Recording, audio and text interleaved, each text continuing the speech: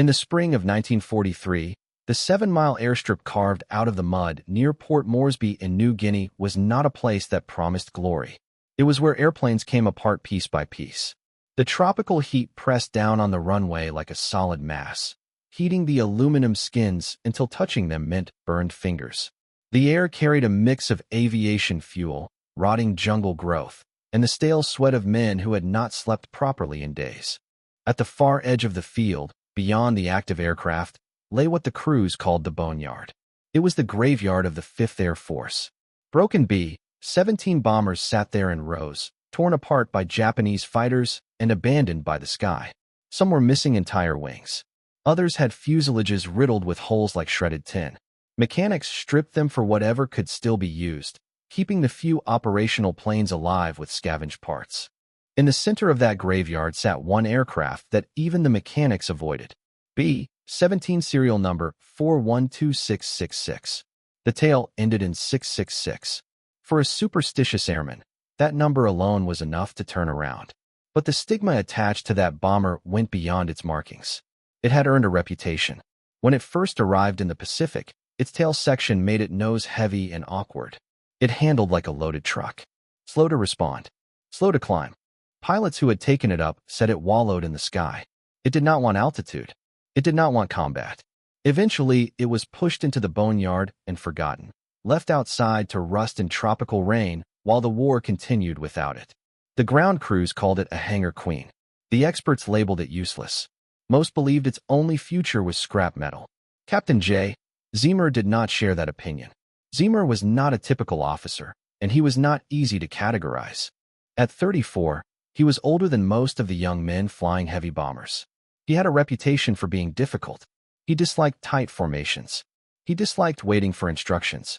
He suffered from a condition that kept him from sleeping more than short stretches at a time, so he spent nights walking the flight line with a flashlight, checking engines, studying maps, searching for something that needed fixing. The senior officers called him an eager beaver. In military language, that was not praise. It meant unpredictable. It meant someone who might take chances others avoided. Zemer had drifted around the squadron without a permanent crew and without his own aircraft. Pilots did not want to fly under him because he pushed too hard. Commanders hesitated to assign him a bomber because they expected him to wreck it. So he spent his time among the wrecks. When he looked at the neglected B-17, he did not see junk. He saw potential. He saw a heavy, steady platform no one else wanted. In a theater where aircraft were limited, owning even a flawed bomber meant independence. With his own plane, he could choose missions others refused. He could operate on his terms. He began working on the cursed aircraft daily. He scrubbed and cleaned the spark plugs. He patched holes in the aluminum skin using scraps cut from other destroyed bombers. He adjusted and tuned the engines until they stopped sputtering and began to run strong. He treated the airplane like a restoration project, bringing it back piece by piece. Other pilots mocked him.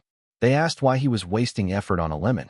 They joked that he might as well taxi it into battle because it would never leave the ground. Zemer ignored them. He had a plan forming. A pilot without a crew is nothing, and no reasonable airman volunteered to fly in a supposedly cursed bomber with an insomniac commander. Zemer did not look for reasonable men. He searched the bar. He visited the brig. He sought out airmen close to court-martial or dismissal. He looked for those already labeled trouble. He recruited Joseph Sarnosky, a bombardier known as one of the sharpest shots in the Pacific, but also known for clashing with authority. Sarnosky disliked rigid discipline, yet he loved to fight. He became Zemer's closest ally. Together they scanned the roster like bargain hunters. They picked a navigator other crews had passed over. They selected gunners with reputations for attitude problems. They formed a crew of outcasts and renegades. They called themselves the Eager Beavers. Within the 5th Air Force, they were known as the squadron's misfits.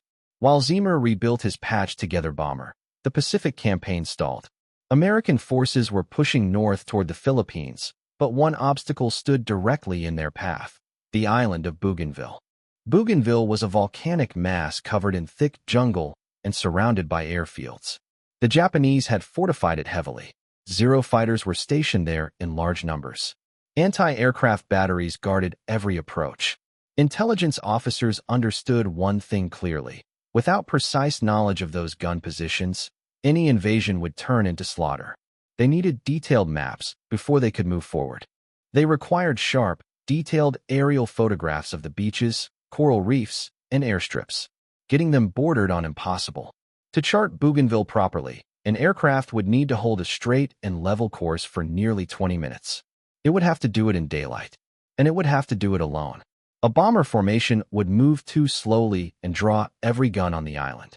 A single fighter lacked both the range and the camera equipment. The only aircraft capable of carrying the cameras and fuel was a heavy bomber. When the generals studied the mission outline, it read like a suicide order. Sending one B-17 over Bougainville in full daylight was the equivalent of tossing livestock into a feeding frenzy. The Japanese Zeros would descend on it instantly. They would tear it apart before the photographer managed a single exposure. The proposal circulated among the squadrons. Veteran pilots refused, not out of fear, but because they understood the numbers. One bomber against 100 Zeros meant no survivors. Command had a problem. They needed those images, but they could not simply command a crew to die. They asked for volunteers. Jay Zeamer heard about it while standing beside his rebuilt bomber, grease still on his hands. He glanced at Sarnosky. Neither of them calculated survival rates. They saw something else. A chance. If they accepted the assignment, Command would have to authorize their patched-together B-17 for combat. This was the opportunity they had been waiting for. Zemer walked into operations and signed up. The officer on duty studied him as if he had lost his mind. He checked the tail number Zemer intended to fly and tried to dissuade him. He reminded Zemer that the aircraft had a reputation for poor performance. He described Bougainville as the most heavily defended target in the Solomons. He pointed out that no mapping flight over that area had ever returned. Zemer only nodded. He said his crew was prepared. He said the aircraft was prepared. He added that they would bring back the photographs or they would not return at all. The paperwork was approved. The officer likely believed he had just endorsed a fatal mission. Zemer had no intention of flying the standard configuration. He agreed with one assessment. A regular B-17 would be destroyed.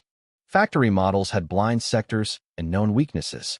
Japanese pilots understood exactly where to attack. Approaching head-on, a Zero faced minimal resistance. The nose armament was usually a light .30 caliber machine gun, adequate for deterrence, but not for stopping a determined fighter. It was designed to warn, not to eliminate. Zemer understood that intimidation would not save them. Destruction might. He returned to the boneyard. He handed his crew tools and torches. What they were about to do violated regulations. The manual listed 10 machine guns for a B-17. Zemer decided 10 was insufficient. He envisioned something closer to a gunship. They stripped additional weapons from wrecked aircraft. They salvaged heavy .50 caliber machine guns capable of tearing through engines at long range. They cut new openings into the fuselage. Extra guns were mounted in the waist positions.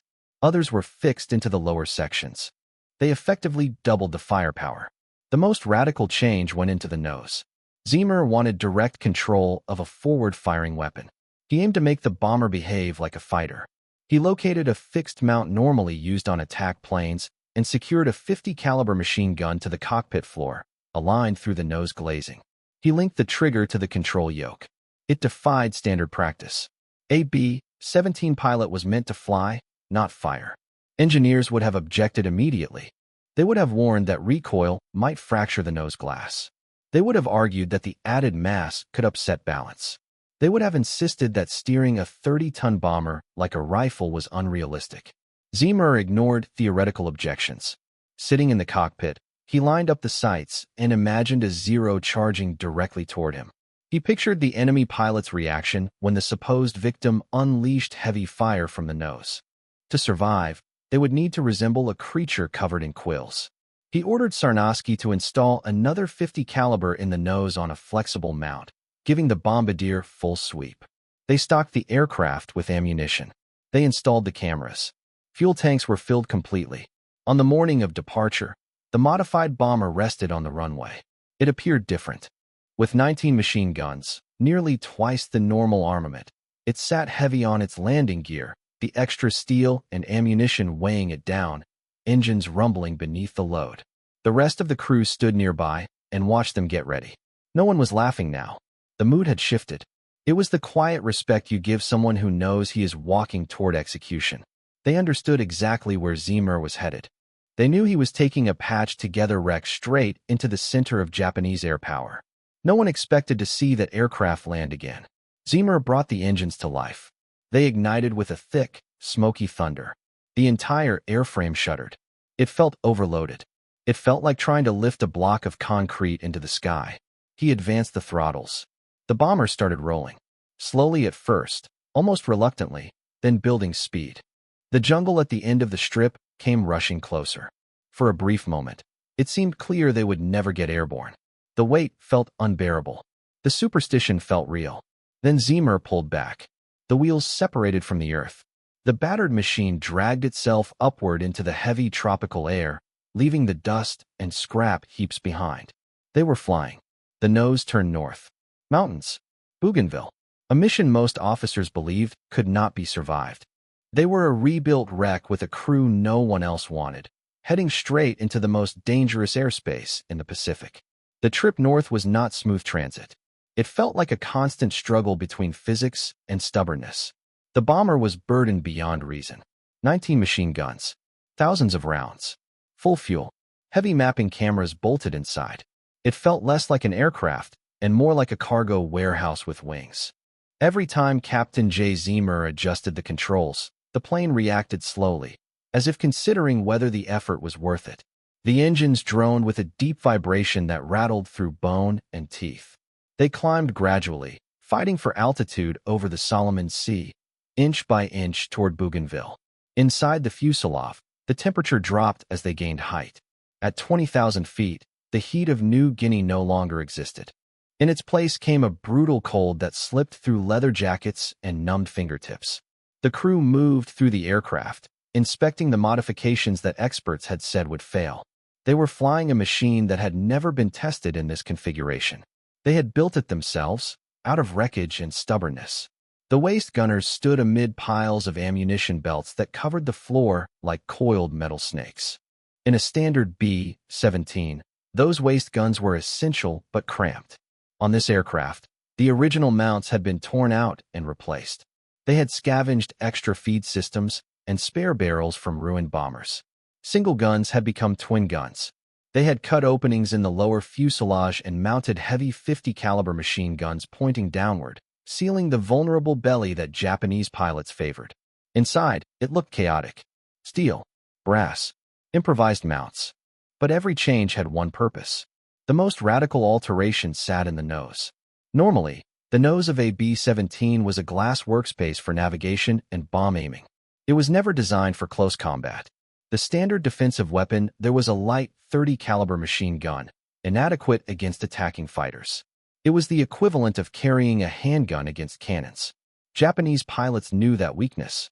They were trained to attack head-on, flying straight toward the cockpit because they understood the Americans could not deliver enough firepower forward to stop them. Zemer had decided that would no longer be true. He sat at the controls, hands wrapped around the yoke. Bolted to the cockpit floor and extending through the nose glazing was a fixed 50-caliber machine gun. It did not pivot. It did not belong to a gunner. It pointed wherever the aircraft pointed. Zemer had wired a trigger into his controls. If an enemy fighter lined up ahead, he did not need to shout orders. He aimed the entire bomber and pulled the trigger. He had transformed a 4-engine heavy bomber into a massive, slow-moving interceptor. Beside him, Joseph Sarnosky manned another 50-caliber mounted on a flexible bracket, able to sweep across the sky.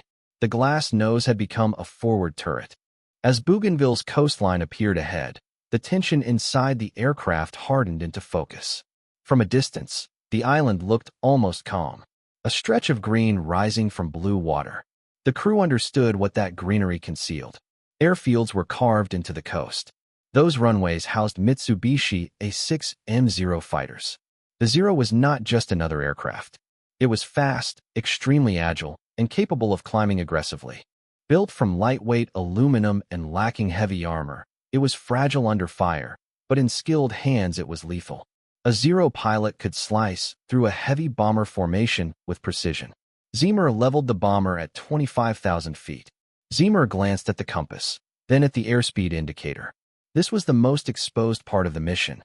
To capture the photographs, they had to hold a straight course. No weaving, no evasive turns. The cameras mounted in the belly required stability.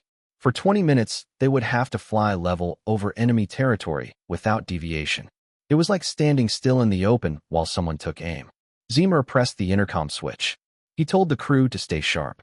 "Watch the sun," he said. Japanese pilots like to hide in the glare, diving out of the brightness to strike. Beneath the fuselage, the cameras began their work. The lenses clicked steadily, recording reefs, beaches, and narrow jungle paths. Each photograph meant lives saved during a future landing. But every second in level flight meant more time for enemy radar to track them. The silence in their headsets felt heavy. No one spoke. They were waiting. They were alone. No escort fighters. No support. If something went wrong, help was hundreds of miles away. Then the tail gunner's voice came through the intercom. Calm. Controlled. Contacts. 6 o'clock low. Climbing. Zemer could not see them yet, but he understood immediately. The Japanese had launched. Not a small patrol. A full response. The tail gunner began counting. 1, 2, 5, 10. The number kept rising. 17 Zeros lifted from the airfields, climbing fast like a swarm of hornets. Their engines screamed as they gained altitude to intercept the single intruder. By every rule of survival, this was the moment to break off. A cautious pilot would have pushed the throttles forward, dropped the nose, and dived for clouds. One bomber against 17 fighters was not a fair fight. It was a death sentence. Zemer held his heading. He told Sarnowski to keep the cameras operating. He ordered the gunners to check ammunition feeds. They would complete the run. From the Japanese perspective, the scene must have looked simple. A lone B-17 flying steady in open sky. It was not maneuvering. It was not fleeing. It looked defenseless. The fighters separated into attack elements. Calm. Organized. They prepared to dismantle the bomber piece by piece. The lead group curved around toward the front. They set up for a 12 o'clock high attack. They climbed above the bomber, rolled into position, and dove straight at the nose. Textbook procedure. They expected minimal resistance from the forward arc. Their plan was direct. Rush head-on. Fire 20mm cannon into the cockpit, kill the pilots, shatter the glass, then break away before defensive guns could respond. It had worked before. Zemer watched the lead Zero align. He saw sunlight flash across its canopy. The fighter locked into a collision course. He did not turn away. Instead, he turned toward it. Using rudder pressure, he skidded the heavy bomber slightly, bringing the nose into line like a rifle barrel. The Zero closed rapidly, more than 400 miles per hour. The Japanese pilot expected fear behind that glass nose. What he saw instead was the dark opening of a heavy machine gun pointed directly at him. Zemer waited. He let the fighter grow larger in the windshield. He waited until he could clearly see the propeller arc. Then he pressed the trigger mounted on the control yoke. The fixed .50 caliber machine gun thundered. The recoil shook the cockpit structure. A concentrated stream of heavy rounds, including armor-piercing incendiary ammunition, shot forward. This was not warning fire. The rounds struck the lead Zero head-on. They shattered the engine. They tore into the wings. The fighter broke apart in midair. One instant, it was diving to kill. The next, it exploded into flame and debris, fragments tumbling past the bomber. The shock rippled through the Japanese formation. They had not expected return fire from that direction. Sarnowski fired from his flexible nose gun, catching the second fighter as it tried to veer away. His rounds ripped into the fuselage, smoke trailing from the damaged aircraft. But the element of surprise vanished quickly. The remaining 15 Zeros adjusted. They recognized the forward threat and changed tactics immediately. They attacked from every direction at once. From the sides. From above. From below. The air around the solitary bomber erupted into streaks of tracer fire. 20mm shells smashed into the wings, tearing holes wide enough to see daylight through. Bullets hammered the aluminum skin in a relentless metallic roar. Inside, the aircraft turned into chaos. Spent brass casings covered the floor so thickly the waist gunners struggled to keep their footing. The smell of burnt gunpowder mixed with leaking hydraulic fluid until the air became harsh to breathe. In the nose, Sarnowski fought without hesitation. He swung his gun across the sky, calling targets as he fired. Then a cannon round detonated against the nose section. The blast shattered the glass and threw him backward. Fragments tore into his abdomen. He hit the metal deck hard. Blood spread quickly beneath him. Zemer glanced sideways. Sarnosky was down. The nose compartment was ripped open, jagged metal framing what had once been glass. Wind tore into the cockpit, a freezing roar that filled every inch of space. Then Zemer felt the impact. A bullet punched up through the cockpit floor and destroyed his knee. Another round ripped through his wrist. Warm blood soaked through his flight suit. The controls resisted him. The hydraulic system had been hit. Oxygen lines were damaged. But the engines were still turning. The aircraft was still airborne. And Sarnosky was not finished. The bombardier forced himself upright. He was gravely wounded, bleeding heavily, yet he crawled back toward his gun. He pulled himself into position, gripping the handles tightly. Through the shattered nose, he saw fighters lining up for another pass. There was no fear in his face, only resolve. He worked the charging handle and aimed into the sky. Zemer clenched his teeth against the pain radiating from his leg. He advanced the throttles again. He would not turn back. The cameras were still running. The Zeros regrouped and attacked again, convinced the bomber was crippled beyond resistance. They were wrong. The engagement had shifted. It was no longer a measured exchange of tactics. It had become close combat at altitude. The Japanese pilots had poured cannon fire into the B-17. They had riddled it with bullets and torn open the fuselage. By every expectation, it should have been falling in flames. Instead, it continued forward. The aircraft shuddered and leaked fluid, but the four Wright Cyclone engines kept pulling it through the sky, and the crew that should have been silent was still firing. Zemer fought two battles at once. Outside, enemy fighters circled and attacked. Inside, his own body threatened to shut down. His left knee was shattered. His wrist was torn open. Blood loss made his vision blur at the edges. The pain pulsed so intensely it threatened to overwhelm him, but he could not lose consciousness. If he released the controls, the bomber would roll and spiral downward. He wedged his damaged leg against the rudder pedal, using his body weight to hold trim. He ignored the blood collecting on the cockpit floor. He focused on the fighters. The Japanese pilots abandoned frontal attacks. The fixed forward gun had cost them dearly. They shifted to flanking maneuvers. They circled like predators searching for weakness. They came from the sides, from behind, from below, hoping to overpower the defensive positions with numbers. 3 and 4 at a time, they made their runs, wings flashing with gunfire. But Zemer's unauthorized modifications answered them. When a group of Zeros dove toward the waist section expecting limited resistance, they met twin-mounted 50-caliber machine guns firing in unison. The American gunners did not fire short warning bursts. They unleashed continuous streams of heavy rounds. Inside the waist, chaos reigned. Brass casings rolled across the floor like loose bearings. Gunners shouted directions over the intercom, swinging their reinforced mounts to track the fast-moving fighters. Smoke thickened inside the fuselage. In the nose compartment, Joseph Sarnosky was dying. The wound in his abdomen was fatal. He understood it. So did the rest of the crew. He had collapsed earlier, but the thunder of gunfire pulled him back into consciousness. He dragged himself upright again and forced his body behind the flexible machine gun. One of the Japanese fighters assumed the nose position was silent. Believing the gunner was dead, the pilot made a slow, almost arrogant pass across the bomber's front, banking slightly and exposing his belly. It was a fatal miscalculation. Sarnosky squeezed the trigger. He no longer had the strength for precise aim, but instinct carried him. He adjusted the stream of tracers upward until they struck the Zero's fuel tank. The fighter erupted in flame. For a split second it remained intact, then it vanished in an orange explosion. Sarnosky sagged back against the bulkhead, drained, yet his hand stayed wrapped around the grips. He would not abandon his position. The fight continued. 5 minutes. 10. 15. Most air engagements lasted seconds. This had stretched into a grinding endurance test. The Japanese kept pressing. Hydraulic lines were shredded. The landing gear and brakes were useless.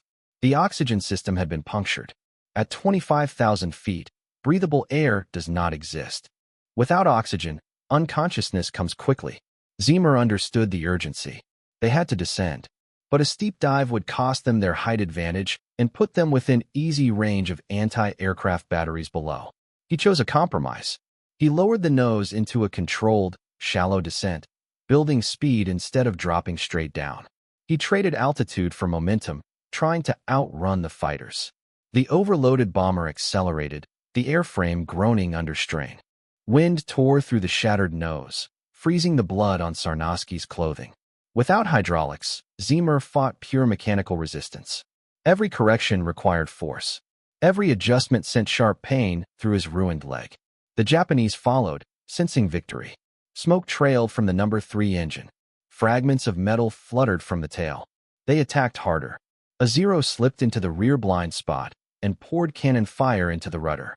The tail gunner, who had conserved ammunition until that moment, responded. He fired with precision. His burst struck the propeller assembly. The Zero's props separated, the fighter stalling and dropping away. Another attacker climbed from beneath, aiming for the ball turret. The gunner inside had already locked onto him. The turret rotated smoothly, tracking the fighter's climb.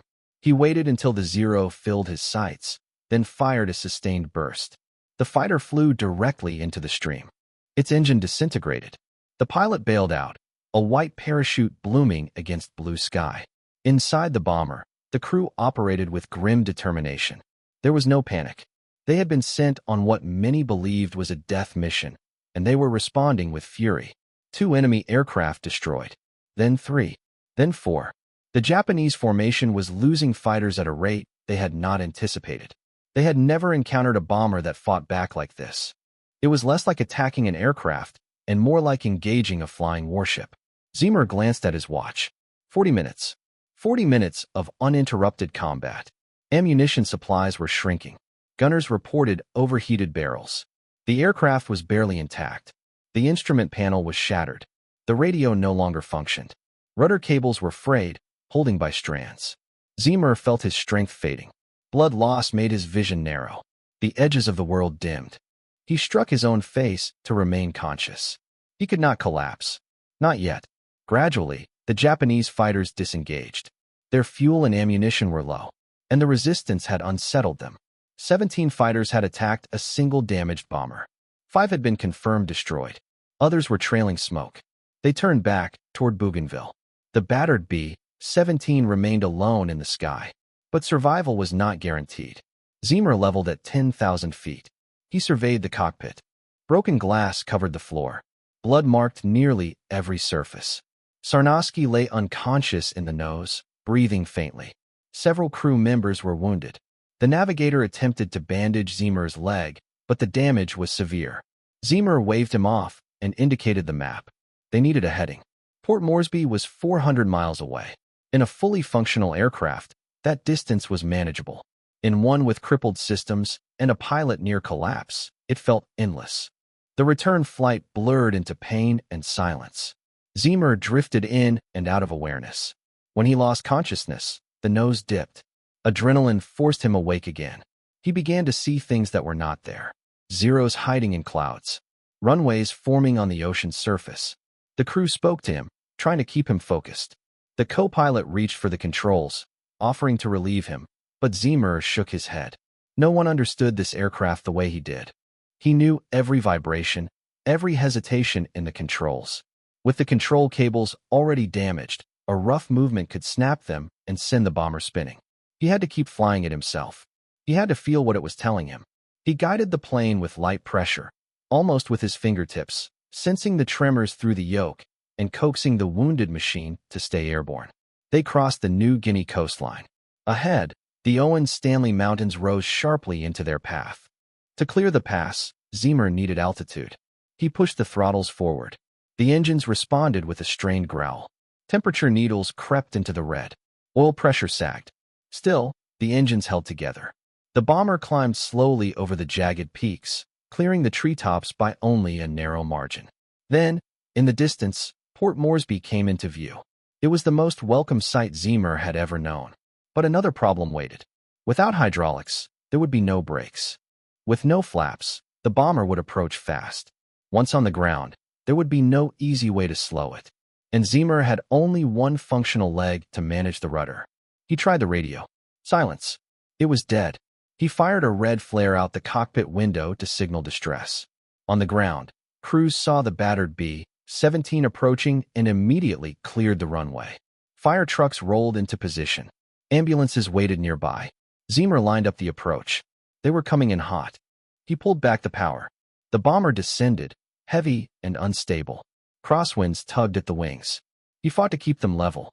If a wingtip struck first, the aircraft would cartwheel and ignite. He eased the nose up. The main landing gear hit with a violent screech. The aircraft bounced, then settled. It continued rolling at high speed. With no brakes, Zemer pressed hard on the rudder pedal with his good leg, fighting to keep the bomber straight. He relied on friction and distance.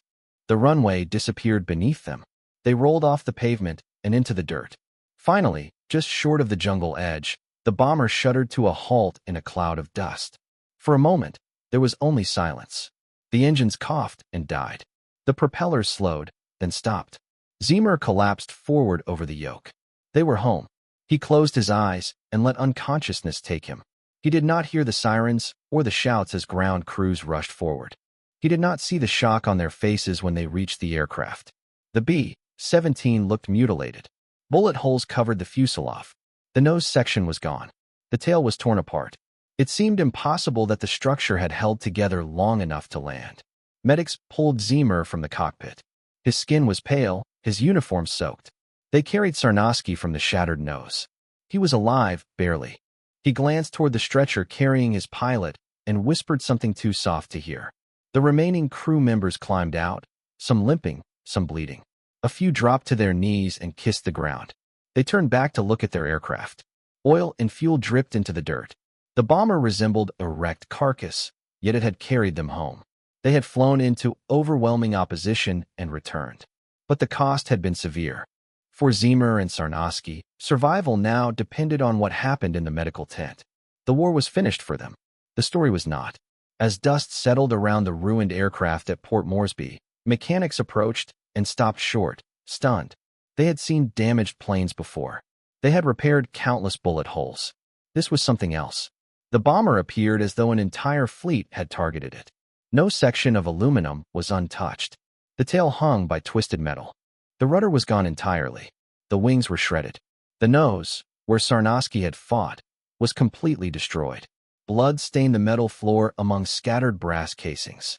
The mechanics began counting holes. They passed 100.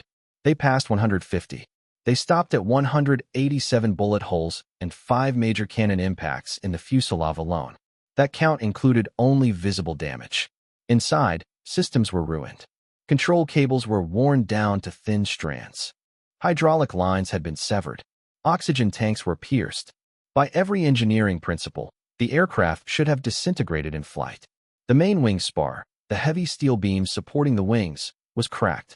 If Zemer had applied even slightly more force to the controls during landing, the wings could have separated from the fuselage. That bomber had not returned because of clean aerodynamics. It had come back out of sheer endurance. Medics moved in carefully and began pulling the crew from the wreck. It was a somber scene. Captain Jay Zeamer was carried out first. He was unconscious, his lower body drenched in blood. His leg was destroyed.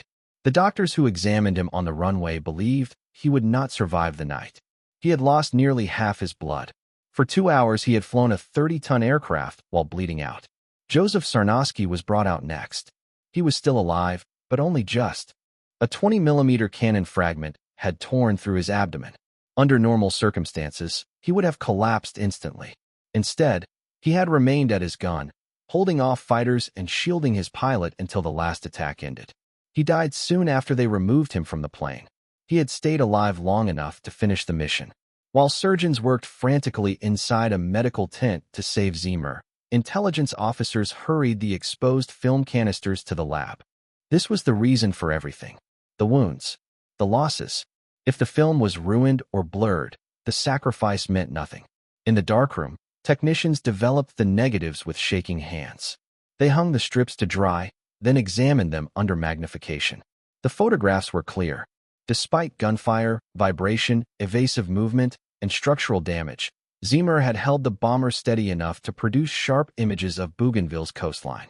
The pictures revealed hidden artillery positions. They showed reef formations and beach gradients. They marked the airfields. It was the precise map command had demanded. Those images later guided the invasion. When United States Marines landed on Bougainville that year, they moved with accurate knowledge of terrain and defenses. They knew where the strongpoints were located. Lives were saved because one crew refused to break off when fighters filled the sky. Zemer remained unconscious for several days. He lay in a coma as doctors fought infection and shock. When he finally woke, he was weak and unable to move his legs. Physicians warned him he might never walk again. They told him Sarnosky was dead. The news struck hard. Zemer had assembled the crew. He had modified the aircraft. He had led them into combat. The weight of survival pressed heavily on him. But reports from the squadron began filtering in. The story of the battle had spread quickly. Pilots spoke about the bomber that fought back against 17 Zeros. They talked about the forward-firing gun. They talked about the crew that refused to die. The Army Air Forces could not dismiss what had happened. Those who had labeled the aircraft junk and its crew unreliable were forced to reconsider. The scale of the engagement demanded recognition. The eager Beavers became the most decorated crew in the Pacific Theater. Every man aboard received a medal. The highest honor went to the pilot and the bombardier. Captain Jay Zeamer and Second Lieutenant Joseph Sarnosky were each awarded the Medal of Honor. It is the highest military decoration in the United States. It is rare for two men from the same aircraft to receive it for a single mission. That alone reflected the severity of the fight. The official citations described extraordinary bravery and risk, but the words could not capture the freezing wind in the shattered cockpit or the strain of flying with a shattered leg. Zemer accepted the medal while still hospitalized, thin and recovering, far removed from the massive bomber he had forced through combat. He received it in Sarnosky's memory as much as his own. The aircraft service was finished. Mechanics examined the damage and concluded it could not be repaired. Structural integrity was compromised beyond recovery. The bomber was towed back to the boneyard where Zemer had first claimed it. This time, it was not treated as scrap. It rested there with a different kind of respect. Under the tropical sun, its scarred aluminum faded. Its guns were removed. It stood as a reminder of what had occurred in 1943. Pilots visited it. They ran their hands over torn metal and bullet holes. They studied the fixed gun mount bolted into the cockpit floor. It had accomplished what most considered impossible because the men inside refused to accept limits. Zemer defied his doctors as he had defied enemy fighters. Rehabilitation was long and painful, but he learned to walk again through persistence and stubborn will. He survived the war. After returning to the United States, he lived quietly. He did not seek publicity or fame. He worked within the aviation industry, remaining close to aircraft and the world he understood. Later in life, he moved to Maine. He built a quiet life there, raised a family, and blended into the rhythm of a small community. If you had met him in those years, you would not have guessed what he had done. He seemed like any other polite, soft-spoken older man who enjoyed sitting on his porch and watching the day pass. He never talked much about flying a damaged bomber alone into a sky full of enemy fighters. He never brought up the Medal of Honor. It stayed tucked away in a drawer. But in private moments, he must have gone back to that runway at Port Moresby. He must have remembered the smell of oil and grease, the engines rumbling awake, the faces of the crew everyone else had written off. The misfits, the outcasts, the men who turned out to be exactly who he needed. Jay Zeamer died in 2007 at 88 years old. He was the final surviving Medal of Honor recipient from the Army Air Forces. With him, the last living connection to that brutal day over Bougainville disappeared. But stories do not fade as quickly as the people who live them. The account of that battered bomber is still shared in flight schools and mess halls. Historians analyze it. Mechanics talk about it in low voices. Because it is easy to get lost in performance charts and specifications. On paper, serial number 666 should have been discarded. Too slow. Too damaged. Assigned to the wrong kind of crew.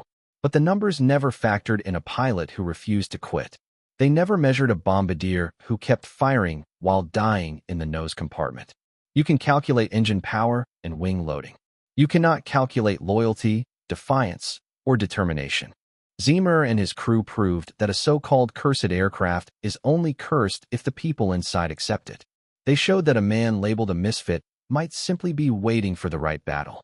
They took an unwanted airframe and a damaged reputation and turned both into something formidable. In the end, It was not the machine that created the legend. It was the men flying it. When the odds look overwhelming, when experts say something cannot be done, think of that bomber. Think of the 19 guns.